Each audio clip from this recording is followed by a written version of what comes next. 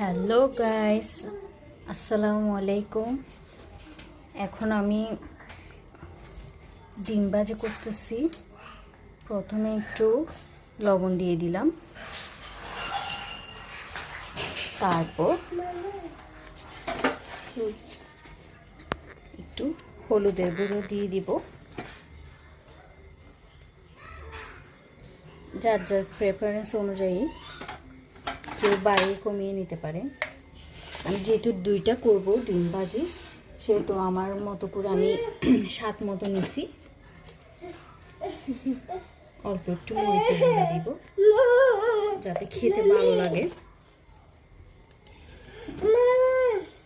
বাস, আর কিছু দিব না। আমি এত বেশি ডিম ভাজিতে কোনো কিছু দিই না, জাস্ট এগুলো দিয়ে আমি ডিমটা ভাজি করি, খেতে অনেক ভালো লাগে।